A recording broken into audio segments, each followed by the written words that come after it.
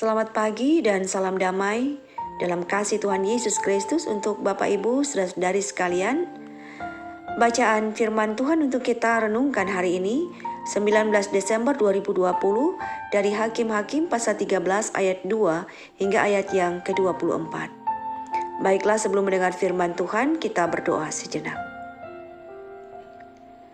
Tuhan kami Yesus Kristus, Bapa yang maha baik, Bapa yang maha kasih, kami datang menghadap hadirat-Mu yang kudus. Kami mengucap syukur karena Engkau selalu menjaga dan memelihara kami. Kami bersyukur karena Engkau memelawat kami dengan kebenaran firman-Mu. Terangilah hati dan batin kami. Tolonglah oleh kebenaran firman-Mu, kami senantiasa beroleh bimbingan dan tuntunan daripada Tuhan. Kami berdoa di dalam nama Yesus Kristus. Amin. Dari kitab Hakim-Hakim 13 ayat 2 hingga yang ke-24, saya tidak membaca secara keseluruhan ayatnya, tapi saya membaca untuk kita dari ayat yang ketiga hingga yang kelima, kemudian ayat yang ke-24 di bawah perikop lahirnya Simson. Demikian firman Tuhan.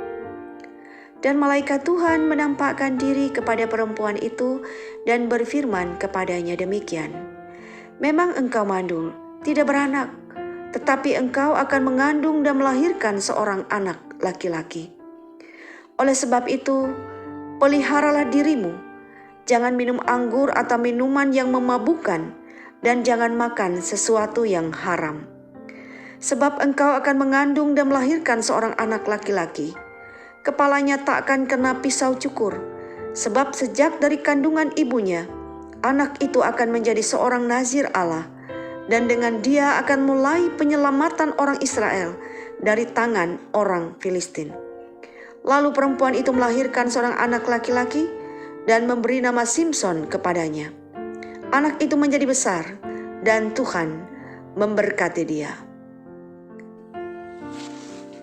Bapak Ibu saudara-saudari yang diberkati di dalam nama Tuhan Yesus Kristus, hari ini kita mendengar berita firman Tuhan tentang kelahiran Simson. Tentu bagi kita dan banyak orang Kristen lainnya, nama Simson sangatlah populer sekali.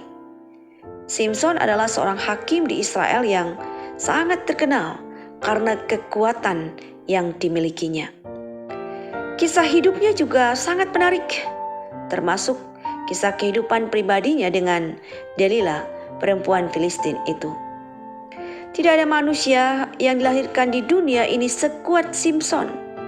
Bahkan kalau kita perhatikan bagaimana kekuatan Simson ini sangat luar biasa.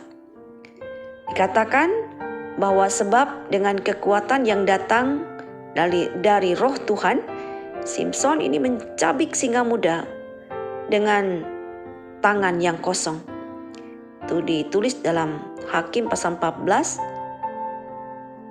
ayat 5 dan 6. Kemudian di pasal 15 ayat 15 dan 16 juga dikatakan bahwa dengan kekuatan dari roh Tuhan, Simson memukul 1.000 orang Filistin dengan rahang keledai.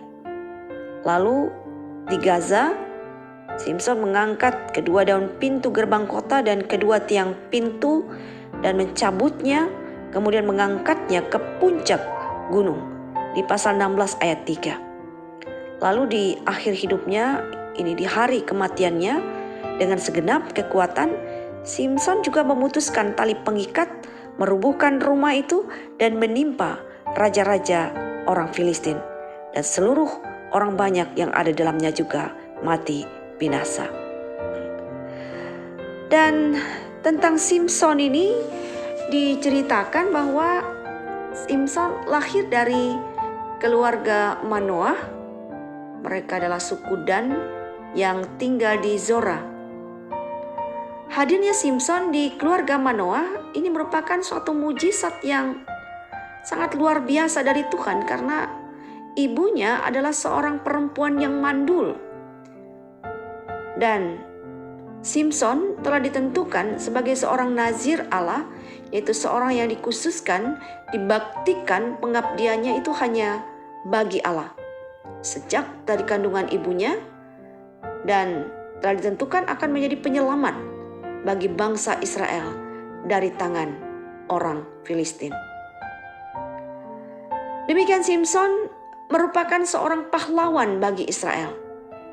Dan ia termasuk hakim terbesar di Israel setelah Musa dan Yosua sebelum zaman raja-raja.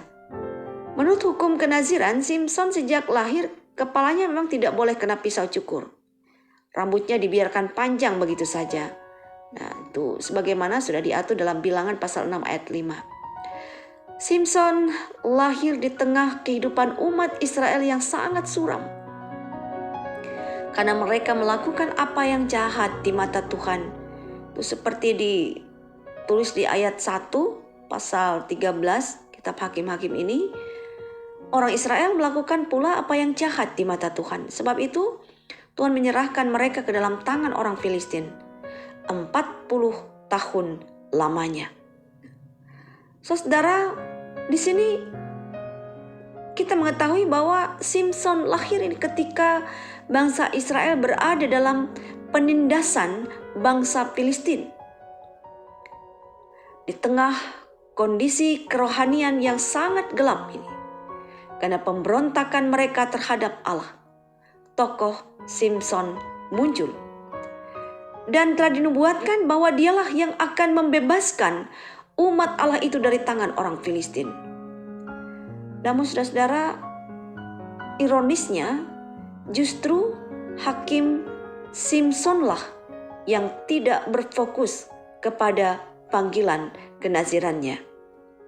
Sebagai seorang nazir Allah, Simson harus berfokus mengerjakan pengabdiannya dengan sungguh-sungguh kepada Allah. Namun kenyataannya Simson tidak mampu menjaga kekudusan diri dan hidupnya. Ia melakukan apa yang dilarang oleh Tuhan.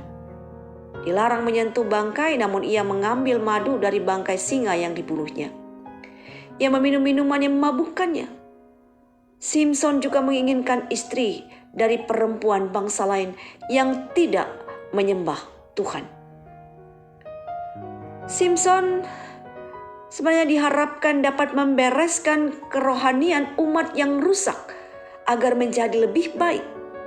Namun justru kehidupannya sendiri yang mengalami kegagalan kerohanian itu.